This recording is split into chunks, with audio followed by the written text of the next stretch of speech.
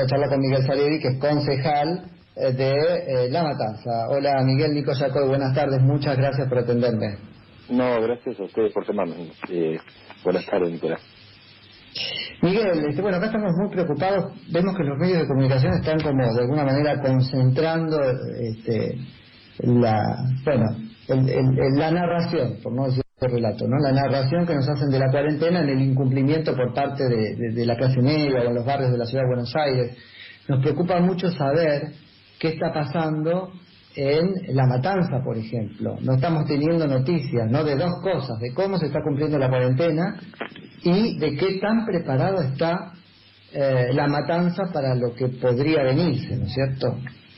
Bueno, te agradezco mucho el interés porque sí, justamente cuando uno ve los medios masivos, por lo menos los televisivos, estamos todo el tiempo con Brasil, con el SARS, con el problema del chico que se va a Cariló y si volvió, y en realidad, como bien planteas vos, tenemos dos problemas nosotros claramente. Uno, el conurbano, y en especial, bueno, La Matanza. Nosotros tenemos más de 2 millones de habitantes, que tiene un problema concreto de estructura sanitaria. Este tema que por ahí durante muchos años ustedes escucharon de la coparticipación, de la provincia de Buenos Aires, de La Matanza, bueno, ahora se refleja eso que es importante, se refleja en lo urgente. Eso significa muy poquitas camas de terapia intensiva, muy poquitos respiradores, es decir, una situación en cuanto a estructura sanitaria mucho más pequeña que en el resto de la Argentina y en especial en la capital federal. Cuando uno tiene en cuenta la cantidad de camas de terapia intensiva y la cantidad de respiradores y la cantidad de camas de aislamiento que tenemos con respecto, digo esto porque nosotros tenemos 2.100.000 habitantes, la capital federal tiene 2.800.000, si bien hay diferencias, no es tampoco abismal, y sí es abismal la cantidad de camas y la cantidad de respiradores.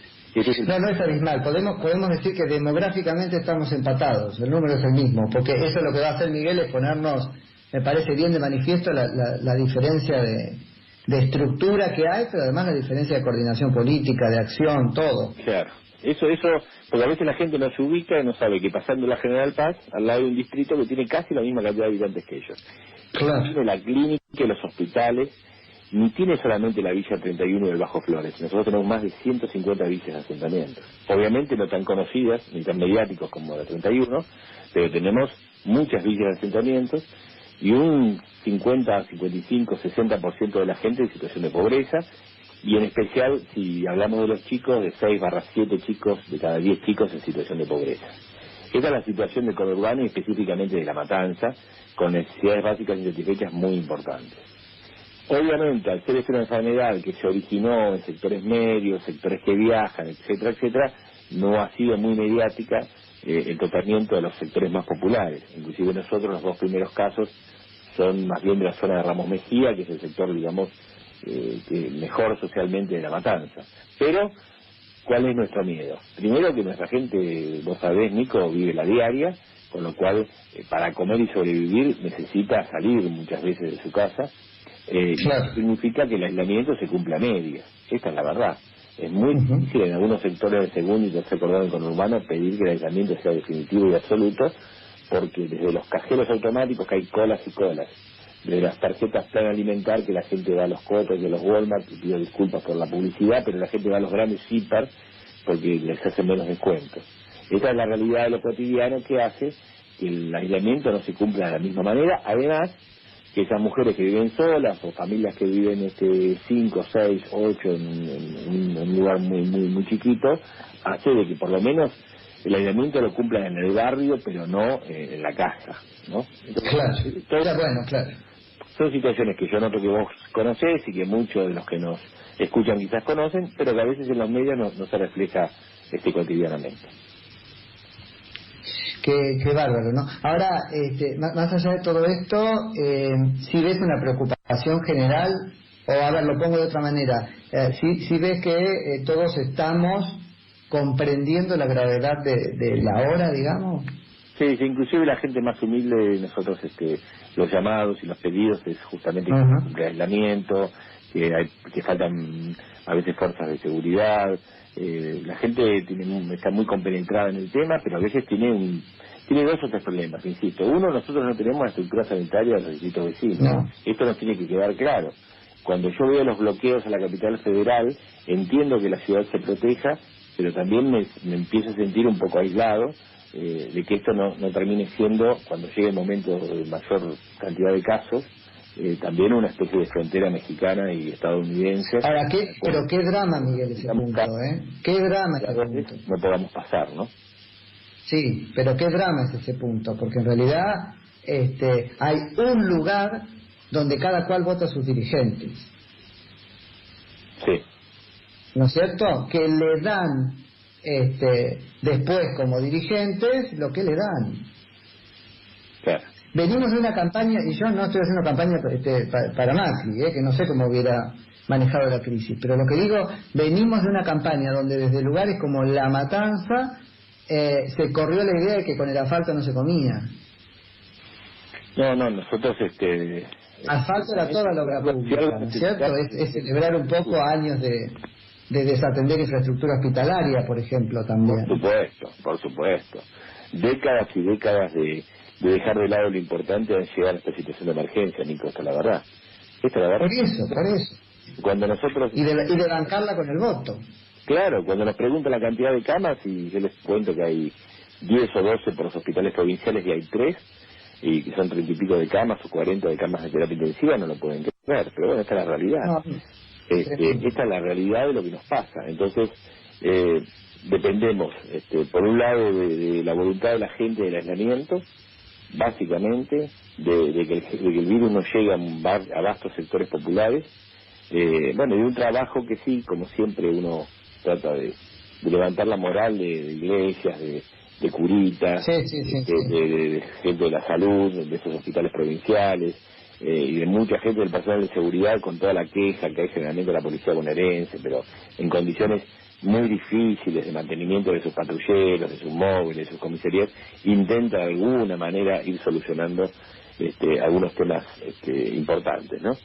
También algunos empleados municipales que siguen trabajando, pero bueno, pero todo en proporción infinitamente menor a lo que ustedes pueden observar por los medios en la ciudad de Buenos Aires. Claro. No, que quede claro que yo no lo digo como que hay que cerrarlo y que cada cual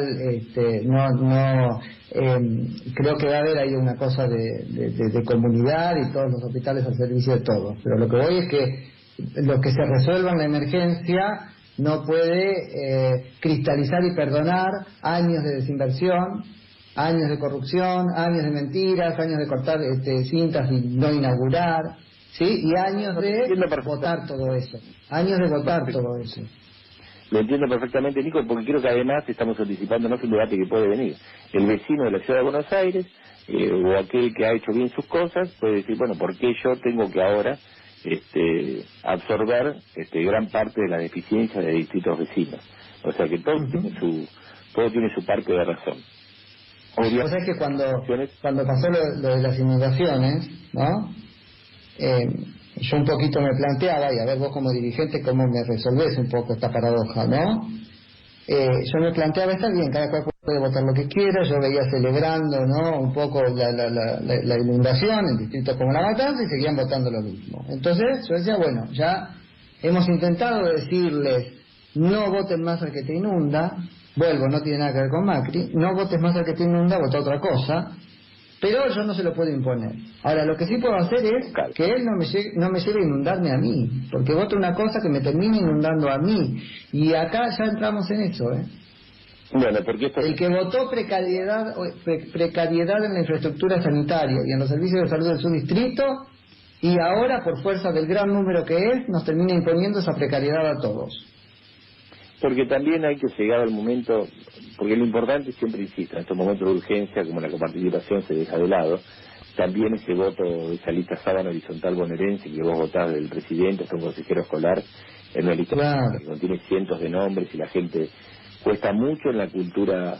Entonces ese voto más antidemocrático, el bonaerense, que la gente vota, en algunos lados pueden empezar a distinguir por lo menos algún cuerpo de la boleta en su voto intendente, en distintas categorías, pero es muy difícil si no se cambia el sistema electoral.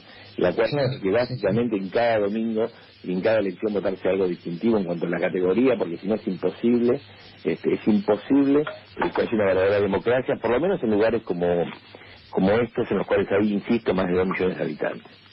Claro. Miguel, bueno, el presidente de la Nación, entiendo que uno de los hospitales que sobrevoló está en La Matanza. Sí, hay dos hospitales, unos en Castillo y otros en González, en La Ferrer. El yo creo que lo van a poder poner, por lo menos en condiciones para camas de aislamiento.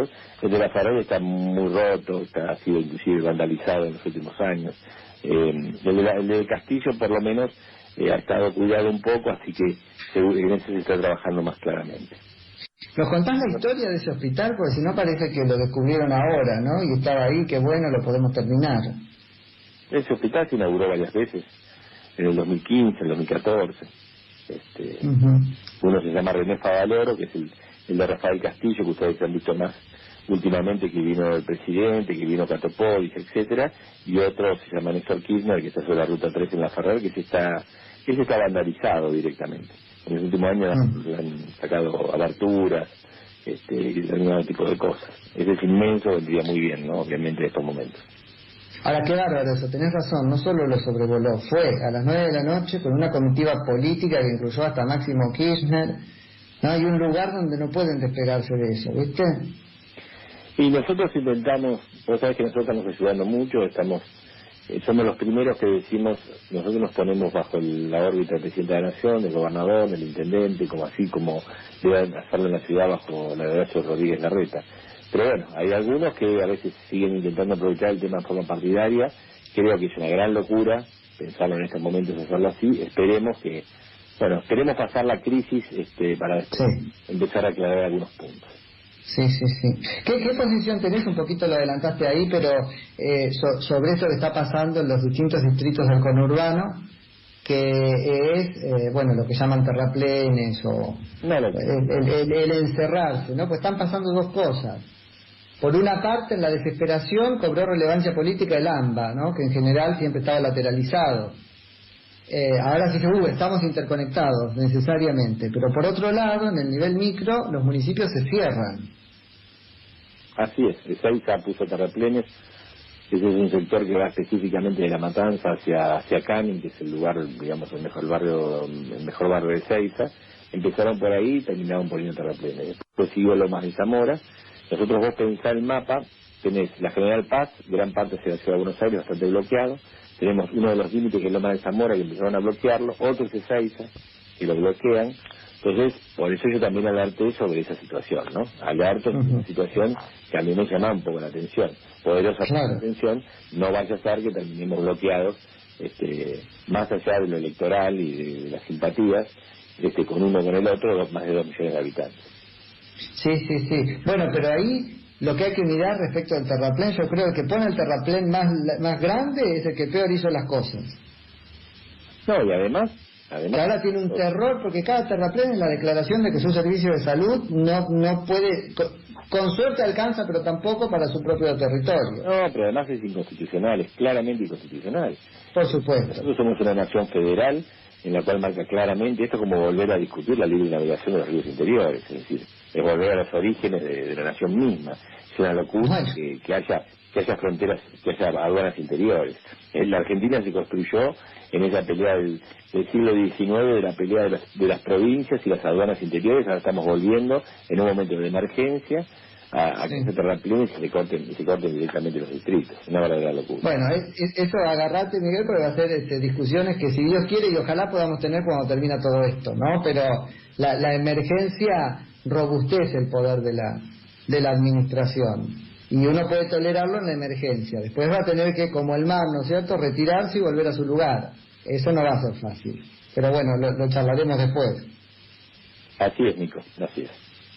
Miguel, te agradezco muchísimo por la charla. No, un abrazo grande y gracias por ocuparse de estos lugares tan olvidados. Muchísimas gracias. Un saludo grande. Era Miguel Sarelli, que es concejal de La Matanza.